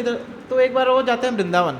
हाँ, वृंदावन में गोवर्धन की तलहटी पे बैठ के गोविंद कुंड है, वहाँ पे वो क्या कर रहे थे, और भगवान का नाम ले रहे थे। तब एक बच्चा आके उनको दूध देता है। तो दूध देता है तो बोलते हैं कि तुमको कैसे पता चला कि मैं जो है मैं दूध मैं मतलब मैं भूखा हूँ। उनको एक्चुअली बहुत भूख लगा था, लेकिन भिक्षा तो मांगते नहीं थे, कोई देगा तो खाएंगे। तो तुमको कैसे पता चला? तो बच्चा बोलता है कि हमारे गांव की जो माताएं हैं वो आपको देखे, तो उन्होंने मुझे बोला कि जाओ बाबा को दूध देके आओ। और लेकिन माधवेंद्रपुरी दूध तो लिए, साथ में वो बच्चा का रूप इतना सुंदर था, उसको देख के मोहित हो जाते हैं। और बच्चा बोलता है कि आप दूध पी लीजिए, फिर बाद में मैं आके मटका ले लूँगा। तो माधवेंद्रपुरी वो दूध पीते हैं, और दूध पीने के बाद उनको एकदम वो क्या बोलते हैं, भूख तो मिट जाता है, उसके साथ ही उनको एकदम क्या बोल सकते हैं, अष्ट सात्विक विकार उनके अंदर प्रकट हो जाता है। अष्ट सात्विक विकार मतलब जब भगवान की भक्ति में जो एक क्या बोल सकते हैं, एक ऐसा समय आता है कि जब भगवान की भक्ति में इतना तीव्र हो जाता है किसी व्यक्ति के अंदर, तो उसको ये विकार प्रकट होते हैं। जैसे कभी कभार आपको पता है, जब हम कुछ बहुत बढ़िया न्यूज़ या बहुत खतरनाक न्यूज़ सुनते हैं, खराब न्यूज़ सुनते हैं, तो कैसे हमारे रोंगटे खड़े हो जाते हैं। तो अष्ट सात्विक विकार जो है उसका बोल सकते हैं हायर वर्जन है एक तरह से। तो क्या होता है कि इस तरह से माधवेंद्रपुरी पाद जो है भगवान का चिंतन होता है, और रोने लगते हैं, हंसने लगते हैं, कूदने लगते हैं। और ऐसा फिर बोलते हैं कि क्या पिला दिया इसने मुझे और ये बच्चा कौन था। तो ऐसा सोचते सोचते भगवान का नाम जप करते करते रात के आखिरी पहर, मतलब जब जस्ट ब्रह्म मुहूर्त के समय उनको थोड़ा सा नींद आ जाता है। नींद आ जाता है तो बच्चा उनके सपने में आता है। बच्चा वास्तव में कौन होते हैं? स्वयं भगवान कृष्ण होते हैं। और कृष्ण उनको बोलते हैं कि देखो मेरा एक विग्रह स्वरूप है, मेरा विग्रह है, मैं गोपाल के रूप में इस गोवर्धन की तलहटी में मुझे छुपा के रखा गया है। क्यों छुपा के रखा गया था? तो मुसलमानों के डर से छुपा के रखा गया था, तो तुम मुझे उद्धार करो। तो इस तरह से माधवेंद्रपुरी उनको उद्धार करते हैं, और ये लंबी कहानी है। फिर माधवेंद्रपुरी को बोलते हैं कि तुम जाओ, और मुझे गर्मी लग रहा है। फिर से सपने में आते हैं, मतलब मंदिर बन जाता है। अभी भी वो गोवर्धन के ऊपर वो मंदिर है, लेकिन वो विग्रह जो है वो श्रीनाथ जी हैं, अभी नाथ द्वारा चले गए। तो उसमें भी बहुत सारे लोग उनको मतलब अलग अलग मानते हैं। जो भी है, इन वो विग्रह जो है भी नाथ द्वारा चले गए। तो फिर वही सेम विग्रह उनको बोलते हैं कि मुझे गर्मी लग रहा है और मेरे लिए चंदन लेके आओ। चंदन कहाँ से? चंदन कहाँ से? तो जगन्नाथपुरी जाओ, वहाँ पे मलय चंदन आता है। मलय चंदन प्रभुपाद जी बोलते हैं कि मलेशिया से, और कोई बोलते हैं कि साउथ इंडियन चंदन, साउथ इंडिया में अच्छा चंदन उगता है, और कोई बोलते हैं कि मलेशिया से चंदन आता था उस ज़माने में। तो तुम जाओ और चंदन लेके आओ। तो माधवेंद्रपुरी लगभग 80 साल थे, और 80 से ऊपर थे वो। और भगवान बोलते हैं कि कोई और नहीं, तुम्हें मैं चाहता हूँ कि तुम ही जाओ। हाँ, क्योंकि भगवान उनसे सेवा लेना चाहते थे।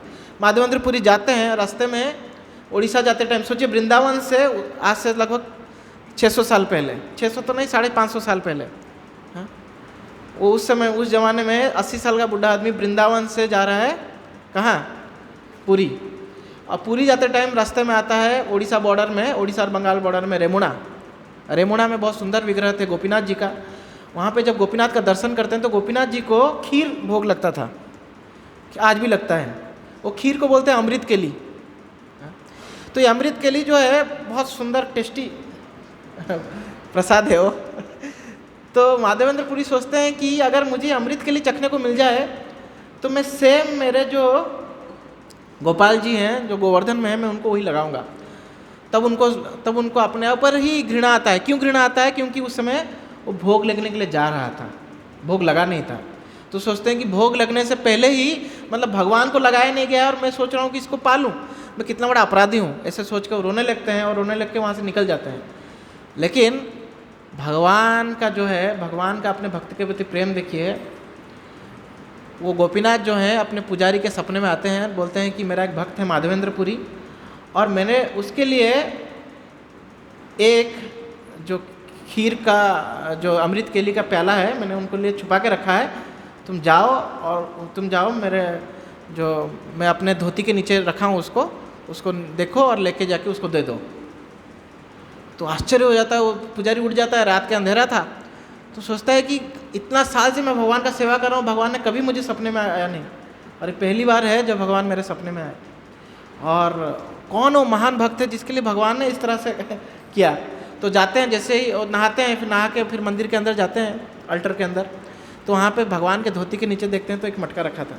भगवान को पहले उस ज़माने में 12 मटके जो है वो अमृत के लिए चढ़ते थे। तो लेके जाते हैं वो, फिर वो जो है माधवेंद्र पुरी को ढूंढते ढूंढते जाते हैं। तो माधवेंद्र पुरी एक बरगद के पेड़ के नीचे बैठे थे। तो जब देखते हैं तो माधवेंद्र पुरी बोल रहे थे, माधवेंद्र पुरी किधर है आप, माधवेंद्र पुरी, ऐसे चिल्ला रहे थे। तो माधवेंद्र पुरी जब अपना नाम सुनते हैं तो बोलते हैं कि बोलिए मैं ही हूँ माधवेंद्र पुरी। और उस समय रात था, ऐसा रात के कुछ 1-2 बजे होंगे। तो बोलते हैं वो माधवेंद्र पुरी को मटका थमा देते हैं, बोलते हैं मटका पहले पकड़िए। जैसे मटका पकड़ते हैं तो माधवेंद्र पुरी का चरण पकड़ लेते हैं पुजारी। बोलते हैं कि आपका दर्शन हो गया, मैं शुद्ध हो गया। पुजारी बोलते हैं कि आपके लिए भगवान ने ये खीर चुराया है। चुराया क्यों बोलते हैं? क्योंकि एक बार भोग जो है भगवान को लग जाता है, उसके बाद उसमें भक्तों का अधिकार होता है। तो भगवान बोलते हैं आपके लिए चुराया है। तो फिर माधवेंद्र पुरी जो है फिर वो प्रसाद को लेते हैं, अमृत केली को, यहाँ तक कि वो बर्तन को भी तोड़ के अपने पुटली में बांध देते हैं, धोती को ऐसा गांठ बांध देते हैं। वो बर्तन मतलब वो तो मिट्टी का था, जो घड़ा था, और उसको भी वो खाते हैं। खाते खाते फिर पूरी जाते हैं। फिर बाद में लंबा कहानी है। फिर पूरी में भी ख्याति उनकी फैल जाती है, क्योंकि माधवेंद्र पुरी को नहीं इच्छा था कि उनकी ख्याति फैले, तो रातों रात वहाँ से निकल जाते हैं रेमुणा से, क्योंकि उनको पता था कि ये जो पुजारी है ये पूरा रेमुणा में ढिंडोरा पीट देगा। तो फिर पूरी जाते हैं। फिर पूरी में उनको चंदन मिल जाता है, और चंदन वो जाने से पहले ही पूरी में भी फैल गया था कि ऐसे एक संत माधवेंद्र पुरी हैं जिनके लिए भगवान ने खीर चुराया है। और अभी भी वो गोपीनाथ का नाम क्या है? खीर चोरा गोपीनाथ। तो हम लोग अभी जो कार्तिक यात्रा जाएंगे तो हम लोग का प्लानिंग है, ये भगवान की इच्छा हुई तो हम खीर चोरा गोपीनाथ जाएंगे, देखते हैं। तो इस तरह से देखिए भगवान भक्तों के साथ लीला करते हैं। इवन प्रभुपाद भी, माधवेंद्र पुरी बोले प्रभु जी वो तो 600 साल पहले, क्या पता किसने बोल दिया होगा। तो प्रभुपाद जी जब प्रभुपाद जी एक बार उनके शिष्य हुए परम पूज्य तमाल कृष्ण गोस्वामी महाराज जो हैं प्रभुपाद जी के राइट हैंड हुआ करते थे। तो उनका एक बुक है सर्वेंट ऑफ द सर्वेंट, दास का दास। तो उस किताब में वो उनका प्रभुपाद के साथ जो इंटरेक्शंस है और प्रभुपाद कैसे उनको सिखाते हैं, तो उसके बारे में चर्चा किए हैं वो। तो उसमें एक बार लिखते हैं कि एक बार प्रभुपाद जो है उनको कुछ खिलाते हैं प्रसाद। उसका कुछ नाम भी महाराज जी उस बुक में लिखे हैं, ऐसा कुछ लुगलू या कुछ ऐसे लिखे हैं। तो पता नहीं क्या चीज़ है, मुझे लगता है मालपुआ या कुछ होगा। तो जब महाराज जी वो खाते हैं तो वो पूरा चौंक जाते हैं, प्रभुपाद जी इतना टेस्टी मैंने कभी नहीं खाया। मैं इतना मैं प्रचार कार्य में जाता हूँ, इधर उधर जाता हूँ, हाँ, इतने अच्छे अच्छे टेस्टी प्रसाद पाए हैं, लेकिन ये तो कहीं नहीं खाया। हाँ, इसकी अद्भुत स्वाद है इसका। और महाराज जी बोलते हैं कि आज तक भी मैंने वो प्रसाद जो प्रभुपाद जी ने दिया था वो मैंने कभी नहीं खाया। तो प्रभुपाद जी बोलते हैं कि ये जो है इसको यशोदा मैया कृष्ण के लिए बनाती हैं। तो हम लोगों के लिए भले ही भौतिक जगत है, एक आध्यात्मिक जगत है, लेकिन जो शुद्ध भक्त हैं उनके लिए भौतिक जगत और आध्यात्मिक जगत कुछ नहीं है, सब कुछ आध्यात्मिक है। ये वास्तव में शुद्ध भक्त का चेतना है। अरे प्रभुपाद छोड़िए, प्रभुपाद तो मतलब आचार्य जो बोल सकते हैं एक तरह से, प्रभुपाद जी सेनापति भक्त हैं। प्रभुपाद जी के शिष्य लोगों को देखिए, आप लोगों को पता होगा प्रभुपाद के कितने, अभी तो मैं सारे शिष्यों के बारे में तो बोल नहीं सकता, मैं कुछ अपना एक्सपीरियंस बोलूँगा। हमारे जो गुरुदेव हैं परम पूज्य गोपाल कृष्ण गोस्वामी महाराज का, और एक दो महाराज जी का बोलूँगा। तो आप प्रभुपाद जी के एक शिष्य हुए श्रीमद गौर गोविंद स्वामी महाराज, जिनको बोलते हैं कि वो शुद्ध भक्त है, बचपन से ही वो जो है भगवान का एक उनका घर में, उनके मामा के घर में एक भगवान का विग्रह हुआ करता था गोपाल जी का। वो बचपन से ही वो विग्रहों की पूजा करते थे। और ऐसा बोला जाता है कि महाराज जी भगवान के साथ आदान प्रदान करते थे, बातचीत करते थे। उनके ऐसा बहुत सारे उनके लीलाएं हैं महाराज जी का भगवान के विग्रहों के साथ, जिसमें ऐसा ही है कि भगवान से वो बात कर रहे हैं। एक बार क्या होता है, महाराज जी जो मतलब जब इस्कॉन से जुड़ने से पहले स्कूल टीचर हुआ करते थे।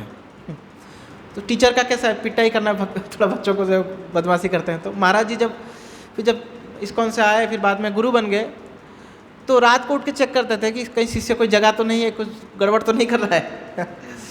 तो एक बार ऐसा भुवनेश्वर मंदिर में महाराज जी रात को जग जाते हैं, तो देखते हैं कि दो लोग ऐसा मंदिर में ही घूम रहे हैं।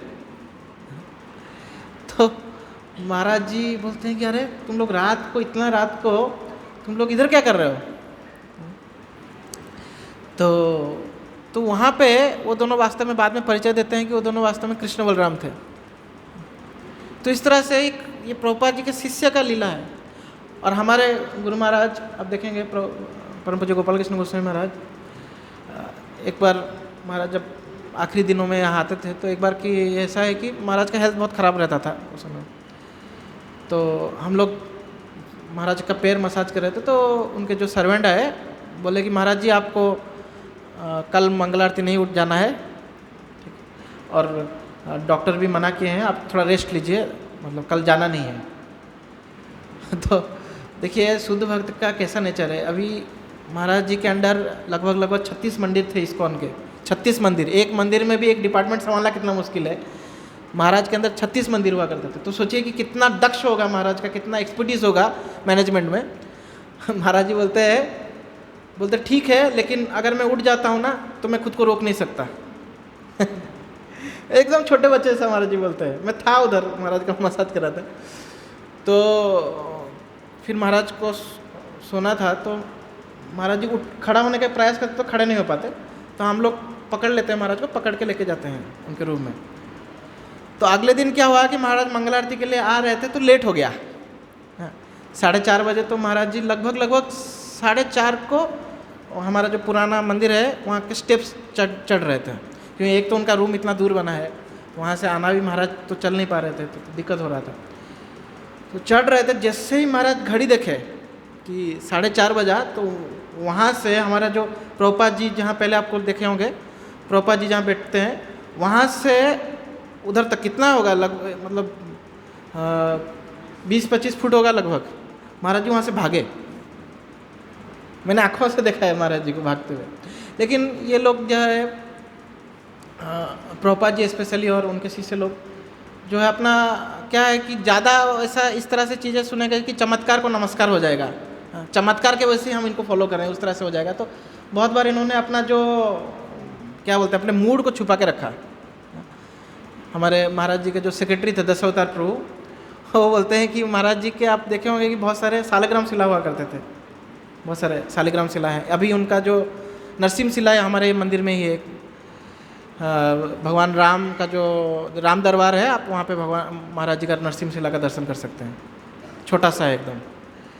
तो महाराज जी अपने शिलाओं को जब धोते थे, एकादशी टू एकादशी उनको वो स्नान कराते थे खुद से, नहीं तो रोज़ स्नान होता था, लेकिन महाराज जी एकादशी टू एकादशी करते थे। तो महाराज जी एक बार चूम रहे थे तो दशावतार प्रभु पूछते हैं कि महाराज ये अलाउड है क्या? तो महाराज बोले मुझे है, तुम्हें नहीं ठीक है। तो इस तरह से ये देखिए मतलब कि भगवान के साथ कैसे भक्त आदान प्रदान करता है, ये शुद्ध भक्त का आदान प्रदान है। मैं अब प्रभुपाद के शिष्य, प्रभुपाद हो गए, प्रभुपाद के शिष्य हो गए, प्रभुपाद के शिष्यों के एक परम पूज्य गिरिराज महाराज के डिसाइपल थी, उनका नाम था अर्चा विग्रह देवीदासी। अभी 2-3 दिन पहले वो एक बुक है महाराज जी का, मेनी मून्स, उसमें उनका बारे में लिखा है। तो माता जी थी साउथ अफ्रीका से, जोहान्सबर्ग से वो थी। तो इस्कॉन के संपर्क में आई, फिर परम पूज्य गिरिराज महाराज से दीक्षा हुआ। तो माता जी बहुत अच्छी पेंटिंग करती थी, सुंदर पेंटिंग करती थी। तो माता जी को कैंसर हो गया तो डॉक्टर बोले कि आप मुश्किल से 8-9 महीने ही बच पाएंगे। तो माता जी फिर वृंदावन शिफ्ट हो गई। तो उनको इच्छा था कि मैं वृंदावन में ही समय बिताऊंगी। तो वृंदावन में उन्होंने कैसा दिन बिताया उसके बारे में माता जी ने बोला है और गिरिराज महाराज ने उसको लिखा है। तो माता जी का ऐसा हो गया था, इतना पेन होता था माता जी को कि चलना भी मुश्किल होता था, क्योंकि लेकिन अच्छा पेंटिंग करती थी। तो जो हमारे राधा श्याम सुंदर के जो विग्रह थे, तो एक जो हेड पुजारी थे वृंदावन मंदिर के हमारे, तो वो बोले कि आप उनके पेंटिंग कीजिए, लेकिन माताओं को एक्चुअली अलाउड नहीं है अल्टर के अंदर घुसना, स्पेशली मतलब अलाउड नहीं है। तो फिर तो जा नहीं सकते अभी। तो उन्होंने बोला हेड पुजारी जो थे कि माता जी आप रात को आइए और पेंटिंग करके एकदम 2-2:30 बजे तक निकल जाइए।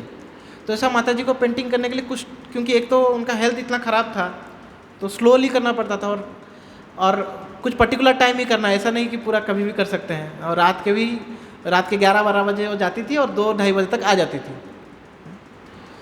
तो उसके लिए माता जी को इतना पेन होता था, लेकिन क्योंकि वो भक्ति इतना ज़्यादा था उनके अंदर, माता जी वो पेंटिंग पूरा पेंट करके कर दी। और बाद में फिर एक रघुनाथ दास गोस्वामी, जब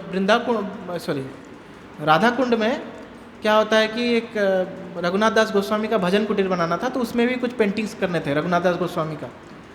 तो वहाँ के जो महंत है हमारे इस्कॉन के कुछ लोगों को मिलते हैं और वो बोलते हैं कि किसी को ढूंढिए जो अच्छा पेंटिंग करता हो, लेकिन ध्यान रहे कोई फॉरेनर नहीं होना चाहिए, कोई माताजी नहीं होना चाहिए तो अभी प्रभु जी को फिर जिनको बोले थे उनको ये माता जी का नाम याद आता है कि भाई ये तो बहुत सुंदर पेंटिंग करती है, तो इनको ही बताया जाए। तो फिर वो माता जी चुपके से जाके वो करती हैं, चुपके से वो पेंटिंग करती हैं। करने के बाद जब जिस दिन उद्घाटन होता है तो माता जी आई रहती है उधर, वहाँ पीछे छुप के बैठी रहती है। तो इतना सुंदर रहता है, जितने सारे वहाँ पे जो बाबाजी लोग थे वो देख के पूरा मत्नबुग्र हो जाते हैं वो फोटो को। तो वो लोग तो बोलते किसने बनाया, तो कोई बोलता है कि इस्कॉन से हमने बोला था, तो इस्कॉन के किसी प्रभु जी ने बनवाया है। तो उनमें से एक बोलता है कोई प्रभु जी नहीं, ये माता जी पीछे बैठी है, इन्होंने बनाया है। तो और जिनको बोला था उनको तो बोला था कि माता जी नहीं, फॉरेनर नहीं। और माता जी वो तो एक तो माता जी थी और दूसरा फॉरेनर थी वो क्योंकि रघुनाथ दास गोस्वामी जो थे वो उच्च कोटि के मतलब बाबा जी थे, तो इसलिए उनका पेंटिंग भी कोई माता जी नहीं बनाना चाहिए, ऐसा उनका सोच था।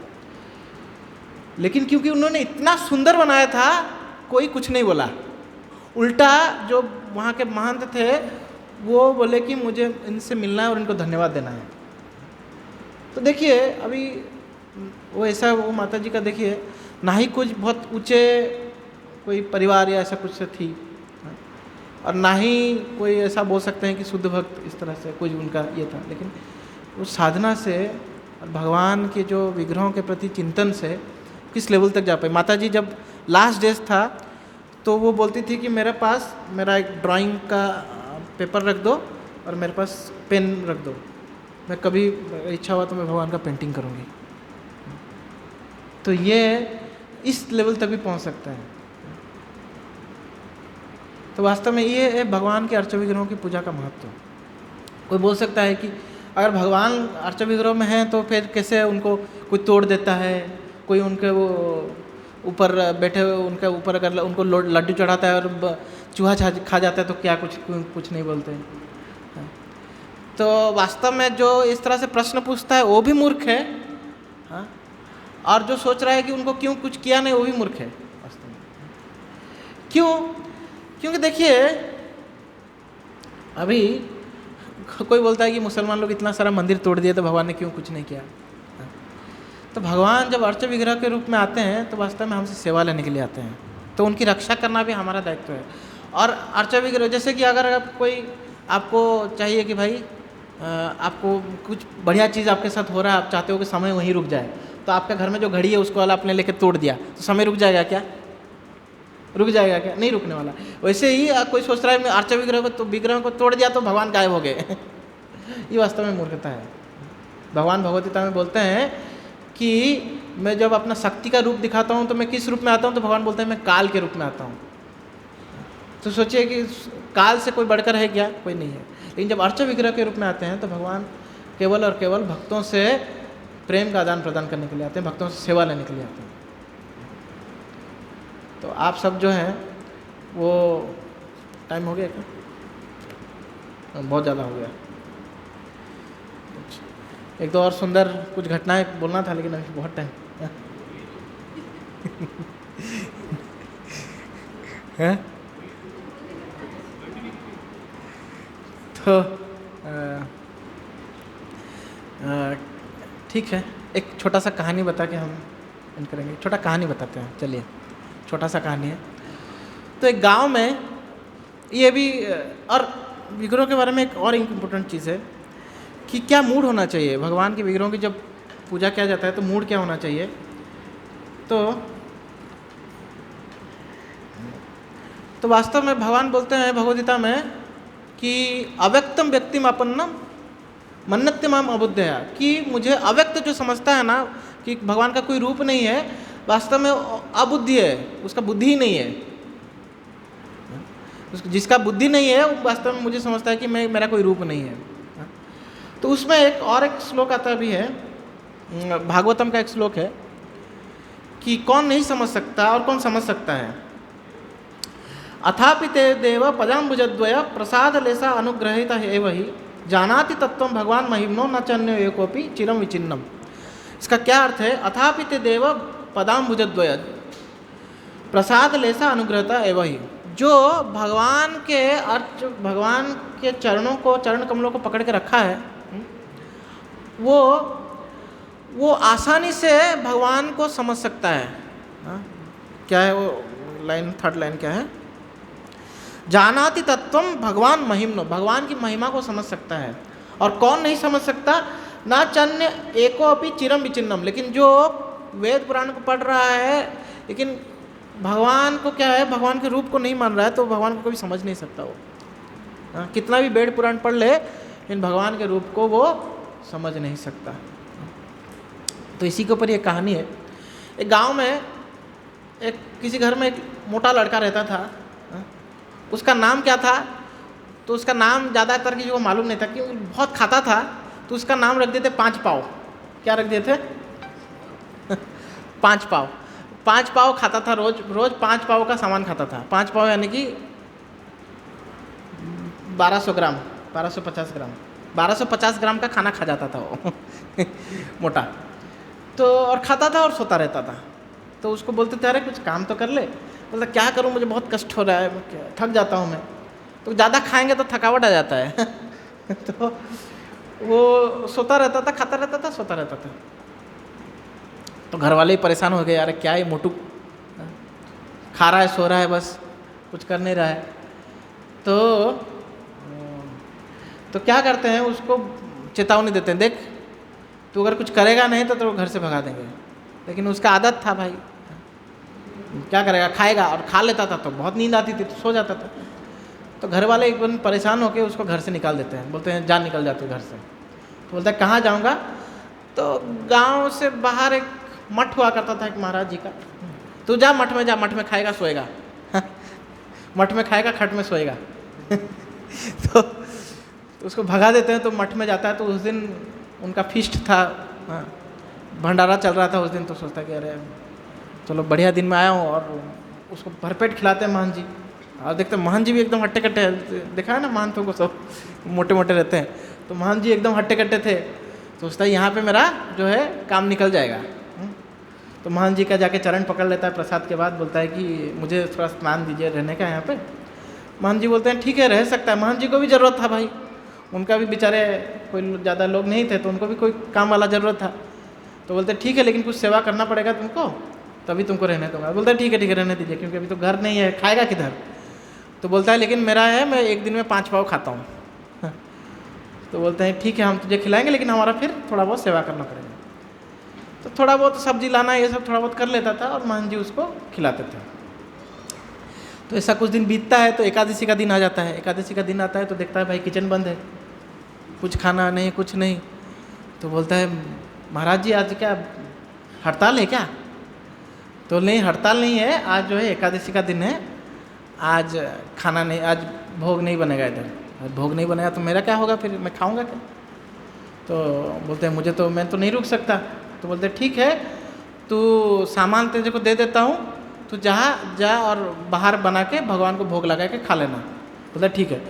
तो बोलते हैं कि लेकिन याद रख भोग लगा के खाना। और बोलते हैं कि तेरा नाम ये 5 पाव अच्छा नहीं लगता, तेरा नाम है रामदास। बोलता है ठीक है मैं भोग लगा के ले खा लूँगा। तो उसको दे देते हैं, आटा दे देते हैं, और जो भी चोखा वोखा बनाने के लिए सामान दे देते हैं, गुड़ दे देते हैं, चला जाता है नदी के किनारे बैठ के बना देता है। बना के जैसे ही खाने सोचता है, फिर बोलता है अरे गुरुदेव ने बोला था कि भोग लगा के खाने के लिए। तो लगा देता है, आंख बंद करके हाथ जोड़ लेता है, प्रार्थना करता है। बेचारा भोला वाला था, पढ़ा लिखा जाता था नहीं, भोला वाला आदमी था। तो आंख बंद करता है, भगवान को पुकारता है, हाँ राम जी आइए। तो लेकिन आंख खोलता है तो कोई नहीं। बोलता अरे आए नहीं, फिर बंद कर देता है, आइए राम जी आइए, हाँ खाइए। तो फिर देखता है कोई नहीं। तो अरे इतना बुला रहा हूँ आ ही नहीं रहे। तो बोलता है अच्छा वो शायद मंदिर चले गए होंगे, क्योंकि मंदिर में मालपुआ बनता है, इधर तो मैं रूखा बनाया हूँ। तो बोलता है फिर थोड़ा सा जो बुलाने का तरीका को चेंज करना पड़ेगा। तो आंख बंद करके इस बार बोलता है देखिए मंदिर मत जाइए, आज बंद है, आज एकादशी है, कुछ नहीं मिलेगा आपको उधर। इधर मैं रोटी बनाया हूँ, ये खा लीजिए, नहीं तो कुछ नहीं मिलने वाला। तो ऐसा जब बुलाता है तो इस तरह से तो भगवान जो उसका जो सिंप्लिसिटी, उसका भोलापन को देख के भगवान जो है वो क्या होते हैं उसमें वो आ जाते हैं उसको। हाँ उनको भगवान जो है वो भगवान के क्या बोलते हैं, भगवान को खींच लेता है अपनी सिंप्लिसिटी के कारण, रिझा लेता है बोलते हैं ना हिंदी में। तो भगवान को रिझा लेता है तो भगवान आते हैं। लेकिन भगवान जो है भगवान भी चालू है तो भगवान क्या करते हैं, भगवान सीता मैया को लेके आ जाते हैं। और इसको गुरुजी ने दिया कितना था, 5 पाव ही दिया था, क्योंकि 5 पाव खाते, गुरुजी को थोड़ा ना पता था कि ये भगवान आएंगे बोल के। तो भगवान आते हैं, अरे बोलता है अरे मैंने तो एक को बुलाया था, आप तो 2 गुरुजी ने बोला था भगवान आएंगे, तो अब 2 भगवान आ गए। हाँ तो बोलता है ये माता जी कौन है? तो भगवान बोलते हैं मेरी पत्नी है, इनके बिना मैं कहीं नहीं जाता, अकेला कहीं नहीं जाता, इनको लेके ही चलता हूँ। हाँ ये सीता है, ये भी मेरे साथ प्रसाद लेंगे। तो बोलता है अरे आप तो मुझे भूखा मारेंगे अभी, हाँ मैंने तो एक का ही मेरे लिए और आपके लिए बनाया था, इनके लिए तो बनाया नहीं था, चलिए आ गए हैं तो चले अभी पा लीजिए। तो देता है और जो भी उसको बचता है आधा खा के आ जाता है और गुरु को बोलता है कि गुरुदेव देखिए मेरा पेट भरा नहीं, हाँ आप बोले थे 1-2 भगवान आ गए। तो गुरुजी बोलता है क्या शायद 5 पाव आज खुद कुकिंग किया है तो शायद उसको ज़्यादा भूख लग गया होगा। तो फिर ऐसा करके 15 दिन बीत जाता है। 15 दिन बीत जाता है तो गुरुदेव को बोलते हैं गुरुदेव आज 5 पाव से नहीं चलेगा, हाँ और 2 पाव बढ़ाइए, आधा किलो और कीजिए एक्स्ट्रा। ये वो राम और माता सीता दोनों आई थी, तो अभी जो 2 भगवान आए थे तो मुझे 2 लोगों का एक्स्ट्रा चाहिए। तो गुरु बोलते हैं शायद भूख ज़्यादा लगता होगा इसको, तो बहाना बना रहा है, चलो ठीक है दे देता हूँ। हाँ ये तो भाग के चला गया, तो मेरे पास तो अभी कोई ये करने के लिए है नहीं।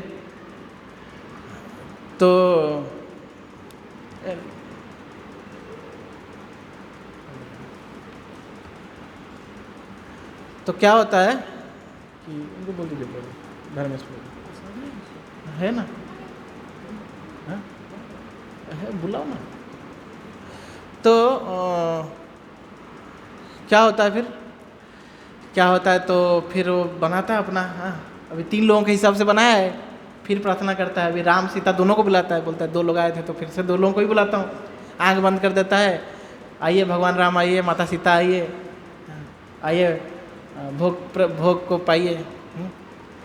तो जब पुकारता है तो इस बार क्या हुआ, 3 लोग आ जाते हैं, तो भगवान राम, माता सीता और लक्ष्मण। तो चौंक जाता है, बोलता है अरे तीसरा आदमी कौन है ये? तो पूछता है कि ये कौन है तीसरा? बोलते हैं मेरा भाई है। भाई? अरे आप इतने काले, इतना गोरा, हाँ? तो भाई तो लग नहीं रहा है आपका किसी एंगल से। बोलते हैं नहीं, सगा भाई नहीं होगा फिर। नहीं सगा है। तो फिर वो भी जो है बोलता है कि अरे पहले बोल देना चाहिए था ना, अभी फिर से मेरे को आज आधा एकादशी हो जाएगा, आधा पेट भरेगा मेरा। बोलते ठीक है, आई है तो बैठ जाइए। तो लगा देता है, परोसता है और खाते हैं, फिर जाता है। फिर जब तीसरी बार जब एकादशी आता है तो गुरु को बोलता है गुरुदेव देखिए ये अभी बहुत हो गया, अभी मुझे और ज़्यादा चाहिए, हाँ? अभी एकदम से आप 1 किलो और बढ़ा दीजिए, हाँ? अभी लोग बढ़ गए हैं, अभी हाँ? लोग बढ़ गए हैं, अभी ज़्यादा लगेगा, अभी 3 लोग आ रहे हैं। तो बोलते हैं कि अरे ये तो इतना तो खाएगा नहीं, कुछ तो गड़बड़ है। तो फिर भी बोलते हैं चलो इसको दे देते हैं। उसको बोलते हैं कि जितना मांग रहा है उससे भी ज़्यादा दे दो, तो दे देते हैं।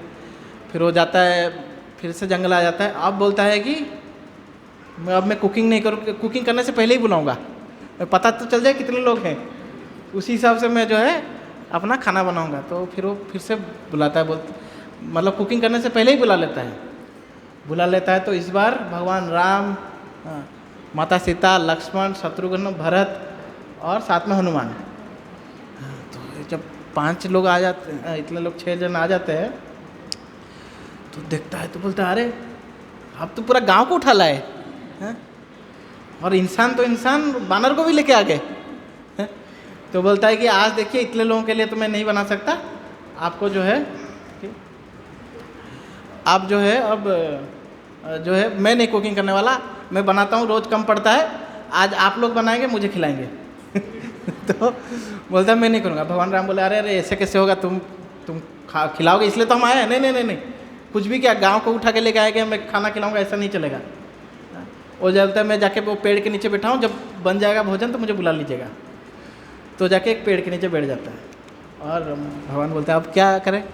तो माता सीता को बोलते हैं कि आप बनाइए। तो माता सीता तैयार हो जाती है। माता सीता तैयार हो जाते हैं तो उनके साथ साथ ये लक्ष्मण जो है वो लकड़ी लाने जाते हैं, और हनुमान जी जो है अपने पूंछ से जो है चूल्हा बनाते हैं, चूल्हा को साफ सफाई करके चूल्हा एकदम बनाते हैं, और भरत जो है सब्जी काटने लगते हैं। अभी माता सीता कुकिंग करेंगे तो जो ऋषि मुनि लोग देखते हैं तो वो लोग भी आ जाते हैं, भाई माता सीता के हाथ को खाने का मिलेगा। वहाँ से देवता लोग आ जाते हैं। तब क्या होता है, तब जो है तब ये गुरुदेव भी आगे रहते हैं वहाँ पे। तब ये जब ऋषि मुनियों को देखता है, सारा देवता लोगों को देखते हैं 5 पाँव, तो ये भड़क जाता है, बोलता है अरे तुम इतने सारे लोग कहाँ से आ गए, ये फिर मेरा को क्या मिलेगा? तो आप लोग नहीं खा सकते, जो बनेगा उसमें मेरा अधिकार है, फिर मैं खाने के बाद ये लोग खाएंगे। तो जब ऐसे बोलता है तब उनके गुरुजी देखते हैं, गुरुजी को लेकिन कोई नहीं दिख रहा है, वो अकेला दिख रहा है। तो गुरुजी भाग के आते हैं, बोलते हैं किनसे बात कर रहा है? तो शिष्य बोलता है अरे आप इनको देख नहीं पा रहे, ये तो देखो ये पूरा राम भगवान अपना पूरा गांव को उठा के लाए हैं, उस पूर से बाहर वाले भी और आ गए हैं, हाँ पूरा भंडारा कर रहे हैं इधर। तो गुरुजी बोल रहे हैं मुझे तो कोई नहीं दिख रहा है। तो 5 पाँव बेचारा घबरा जाता है, बोलता है अरे इन्होंने तो दिया है, इनको कोई दिख नहीं रहा है। तो भगवान राम को पूछते हैं, 5 पाँव पूछता है अरे मेरे गुरुजी को आप क्यों नहीं दर्शन दे रहे हैं? मैं तो भाई अनपढ़ गंवार हूँ, लेकिन मेरे गुरुजी तो विद्वान हैं, महात्मा जी हैं। तो वो गुरु भगवान बोलते हैं कि विद्वान है, महात्मा है, लेकिन वो जो है सरल नहीं है, इसलिए मैं उनको दर्शन नहीं दे रहा हूँ। तो गुरु पूछते हैं कि मुझे क्यों नहीं दर्शन दे रहे हैं? तो वो सेम चीज़ रिपीट कर देता है, भोला वाला था। तो बोलता है गुरुजी भगवान राम बोल रहे हैं कि आप सरल नहीं है इसलिए जो है आप को दर्शन नहीं दे रहे हैं। तो गुरुजी को रोना आ जाता है, तो बोलते हैं कि हाँ सही में जो है मैं सरल नहीं हूँ। जैसे ऐसा बोलते हैं तो पूरा राम दरबार जो है उनको भी दर्शन देता है। तो ये तो एक चलो ये कहानी से हमको यही चीज़ है कि भक्ति जो है जो भी हमको हमारे आचार्यों ने बोला है उसी हिसाब से हमको करना है और सरल रह के जो है भगवान की पूजा करना है। और इसमें जो है अर्च विग्रह आप सब जो है अपने घर में चाहे छोटा सा ही फ़ोटो रख सकते हैं, कोई ज़रूरत नहीं बड़ा फ़ोटो रखने का, छोटा फ़ोटो ला के भी रख सकते हैं और रखिए। और भगवान की पूजा जो है उससे क्या होता है कि हम जब पूजा करना होता है तो रोज़ उठेंगे सुबह, नहीं पूजा का समय चला गया, और रोज़ जो है हम भोग लगा पाएंगे। खुद चाहे उपवास हो लेकिन फिर भी भगवान के लिए तो भोग बनाना पड़ेगा ना, तो इस तरह से हम भगवान की सेवा कर पाएंगे। तो ये बहुत इम्पोर्टेंट है आप लोग। और कैसे करना है ये हम नेक्स्ट क्लास में हम लोग इसका सिखाएंगे, भगवान के विग्रहों को कैसे पूजा करना है, कैसे उनको उठाना है और कैसे भोग लगना है। ये नेक्स्ट क्लास में इसका प्रैक्टिकल होगा। आज थियरी था, नेक्स्ट प्रैक्टिकल करेंगे, ठीक है। हरे कृष्ण। हाँ नेक्स्ट क्लास तो राम कथा है, ठीक है। नेक्स्ट जब हमारा राम कथा जब मतलब नेक्स्ट क्लास। और एक इम्पोर्टेंट चीज़ है कि हमारा ये पहला